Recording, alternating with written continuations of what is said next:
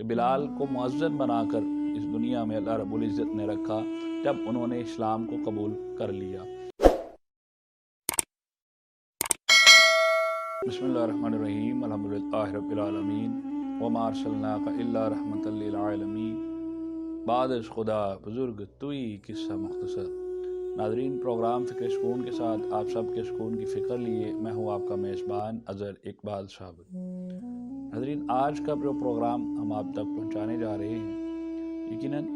یہ بہت سے پروگرام میں سے بہت ہی اچھا ایک پروگرام ہے کہ ہم دنیا کے لوگوں کو دیکھتے ہیں دنیاوی معاملات میں مبتلا ہو کر۔ کوئی شخص سنگر بن جاتا ہے، کوئی شخص کسی چیزوں میں مبتلا ہو جاتا ہے، کوئی مختلف چیزوں میں چلا جاتا ہے، مطلب بالغرض کے اپنی آواز کو مختلف چیزوں میں لگا دیتا ہے، مختلف صداؤں میں، مختلف التجاؤں میں لگا دیتا ہے۔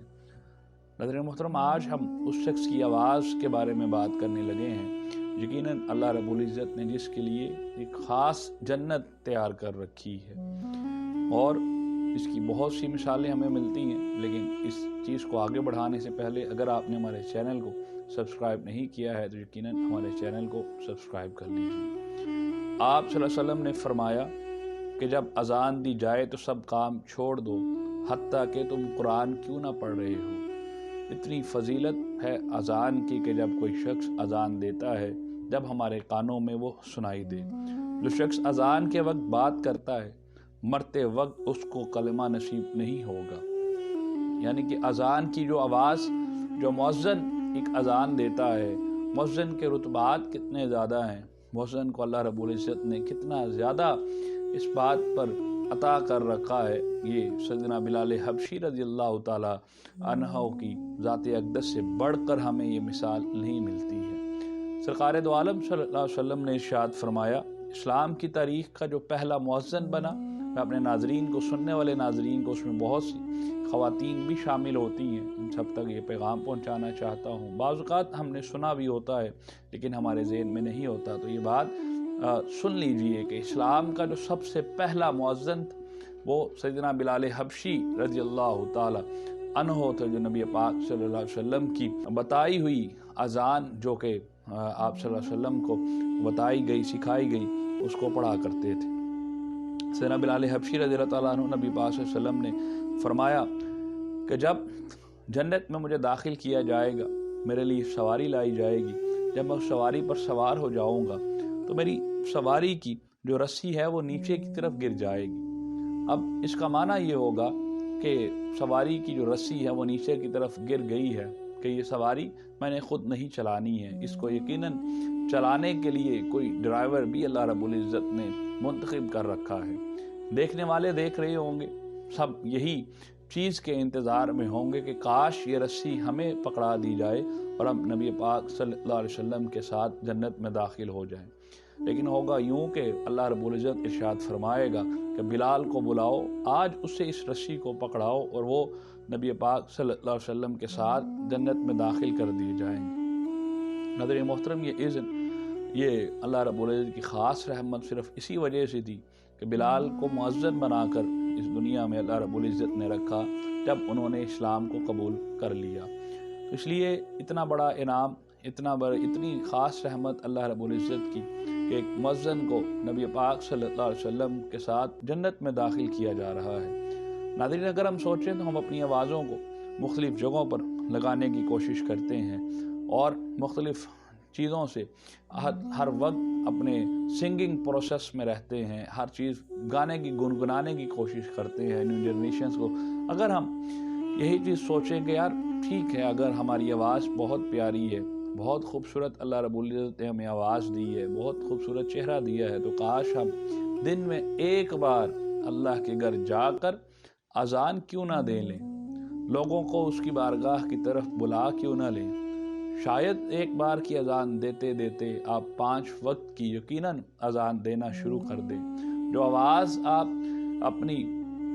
گانوں میں ضائع کرتے ہیں، وہ آواز کو آپ کیوں نہیں اللہ کے گھر کی زینت بنا لیتے اور اللہ کے گھر جا کر لوگوں کو اس نماز کے لیے پکارنے کی دعوت کیوں نہیں دے دیتے۔ جو آپ کی اور ہماری فلاح کا باعث ہے۔ حی علی الصلاح حی علی الفلاح کی صدا کیوں نہیں آپ لوگوں کو دے دیتے؟ لیکن یہ قابل غور بات ہے، ہمیں اس پر عمل کرنا چاہیے۔ حضرت علی رضی اللہ تعالیٰ عنہ فرماتے ہیں کہ کاش میں نبی پاک صلی اللہ علیہ وسلم سے سیدنا امام حسن اور امام حسین کے لیے مسجد نبوی کی اذان مانگ لیتا کہ یا رسول اللہ اپنے ان شہزادوں کو، میرے بیٹوں کو مسجد نبوی شریف کی اذان مانگنے کی سعادت عطا فرما دیں، اذان دینے کی سعادت عطا فرما دیں، تاکہ یہ مسجد میں کھڑے ہو کر لوگوں کو اللہ کی نماز کے لیے بلا سکیں، ان کو سعادت دیتے کتنا بڑا انعام ہوگا آپ خود سوچیں۔ حضرت عمر فاروق رضی اللہ تعالیٰ عنہ فرماتے ہیں کہ اگر میں خلیفہ وقت نہ ہوتا تو میں مسجد نبوی شریف صلی اللہ علیہ وآلہ وسلم کا مؤذن ہوتا۔ میں یہ دعا کرتا کہ مولا مجھے اس کا مؤذن ہی بنا کر رکھ۔ کتنا بڑا انعام اللہ رب العزت اس اذان کے بدلے میں ہمیں عطا کرتا ہے۔ لیکن ہم دیکھتے ہیں کہ اکثر اوقات ایسا ہوتا ہے کہ یقیناً ہم اپنے دنیاوی مشاغل میں مبتلا رہتے ہیں، ادھر سے اذان کی آواز آ رہی ہوتی ہے لیکن ہم خاموشی اختیار نہیں کرتے ہیں۔ اس پر میں نے آپ کو شروع میں دو حدیثیں سنائی کہ جو تم تمام کام جب اذان ہو رہی ہوتی ہے آپ تمام کام چھوڑ دیں، حتیٰ کہ قرآن کیوں نہ پڑھ رہے ہوں۔ پھر دوسری حدیث میں نے آپ کو سنائی کہ جو شخص اذان کے وقت بات تو کرتا ہے، بات کرتا رہتا ہے، تو مرتے وقت اللہ رب العزت اس کو کلمہ عطا نہیں فرمائے گا۔ اس لیے ہمیں چاہیے کہ ہم اپنی ان تمام چیزوں سے باز رہیں اور اذان کا جواب دیا کریں۔ جیسے جیسے